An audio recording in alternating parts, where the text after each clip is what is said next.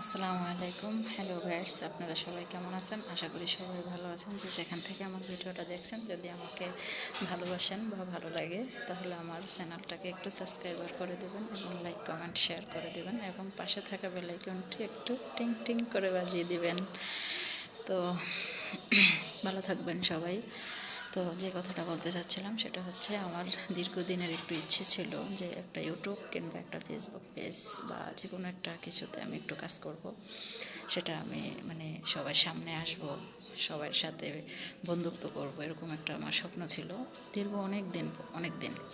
তো আমার এটা হয়ে ওঠেনি, কারণ যখন দেশে ছিলাম তখন অত ফোন টোন চালানোর ছিল না। তো বাইরে আসার পরে আরও ইচ্ছেটুকু জাগে।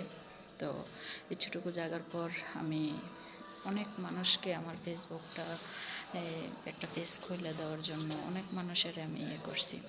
এখন দেখি আমি ইউটিউবে বা আমরা অনেক সময় ফেসবুকে অনেক সময় দেখি যে তারা নাকি টাইম দেয় কিংবা ফলোয়ার বাড়ায় দেয়, কী করে না করে এইসব বিষয়ে, বা ওনারা একটা ফেসবুক আইডি খুলে দিতে পারে। তো এরকম এই সমস্ত কথাগুলো জানার পর আমি যখন আমার করি, অনেক মানুষের আমি 2,000, 3,000, 5,000 টাকাও দিয়েছি। তো আসলে তাদের এটা একটা মনে হয় পেশা, তারা এটা করেই খায়। তো আমার মতো যারা মাথা মোটা একদম নতুন, তাদেরকে উদ্দেশ্য করে বলবো, আমার মতো প্রতারিত হবেন না কেউ। এই কথাটা বলার কারণ একটাই, আমি মনে করি যে এরকম হাজারো মানুষ আছে আমার মতো, যে তারা ফেসবুক বা ইউটিউব সম্পর্কে কিছুই বোঝেন না। তো আবার অনেকেই বোঝেন, অনেকে এগুলো আমরা জানেন, আমরা যে বেশিরভাগ গ্রাম অঞ্চলের মানুষ আমরা এগুলো বুঝি না, বা এগুলো আমরা কাজ করি না কোনো সময়, সেই সম্পর্কে আমাদের আইডিয়া নাই, এজন্য আমরা বুঝি না। কিন্তু এখন কথা হচ্ছে, মানুষ যখন একটা কিছু করতে চায় তখন কিন্তু ইচ্ছে জাগে অনেক কিছু করার জন্য। যে আমার ইচ্ছেটা হচ্ছে এই জায়গায় যে আমি একটা ফেসবুক খুলি বা একটা ইউটিউব চ্যানেল খুলি, এতে যদি আমার কোনো একটা কিছু হয়। আমি বিদেশে আসছি 3.5 বছর হয়েছে। তো 3.5 বছরের ভিতরে আমি সবসময় স্বপ্ন দেখতাম যে আমি কখন এই কাজটা করতে পারবো বা কখন করব। তা আমার বিভিন্ন জায়গা থেকে অনেক চাপ আসে, যেমন আমার টিকটক নিয়ে বা আমার ফেসবুক, বা অনেকে আমার নিষেধ করে, আমার এলাকা ভাই বেড়াদার বা আমার যারা আছেন সবাই আমাকে এটা নিষেধ করে এটা করার জন্য। কিন্তু তারপরও আমার ইচ্ছে জাগছে আমি এটা করব। তো আমি এরকম করে অনেকবার প্রতারিত হতে হতে লাস্ট মুহূর্তে এসে আমার এখনও কিন্তু 50টা সাবস্ক্রাইবারও হয় না, 40-50টা সাবস্ক্রাইবারও হয় নাই, আমি যে নতুন আসছি। কিন্তু আমার মনে হচ্ছে যে এই কথাটা একদম বলা উচিত, যে আমার মতো প্রতারিত যেহেতু কেউ না হয়, সেজন্য আমি আজকে এই ভিডিওটা করা।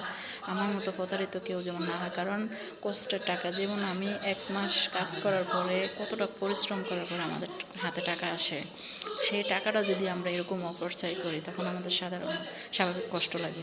10 টাকা আমি একজনকে খাওয়াইছি বা আমার মা বাবা দিছি বা আমার আত্মীয় স্বজনকে কেউ দিছি, সেটা হচ্ছে অন্য হিসাব। কিন্তু এইভাবে প্রতারিত হইলে কিন্তু খুব কষ্ট লাগে। তো এই জন্য আমার এই ভিডিওটা করা।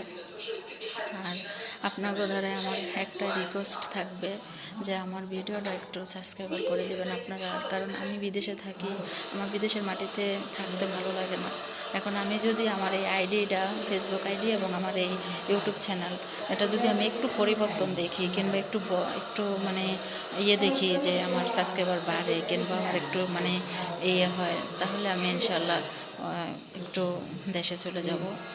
তো এই জন্য আপনাদের কাছে আমার একটা রিকোয়েস্ট, আসলে বিদেশের মাটিতে যে থাকে সেই বোঝে যে কত কত বিষয় নিয়ে অনেক যা যন্ত্রণা থাকে, অনেক কিছু ব্যবসা করা আছে বিদেশের মাটিতে। তো আমি এই জন্য বলবো যে আপনারা আমাকে একটু সাপোর্ট করবেন। আপনাদের সবার কাছে আমার একটা রিকোয়েস্ট, অনুরোধ বলতেও পারেন বা রিকোয়েস্ট করছি সেটা বলতে পারেন, যাই কিছু মনে করেন। তো আপনাদের কাছে আমার এই ইয়েটা রইল। তো ভালো থাকবেন, আল্লাহ হাফেজ।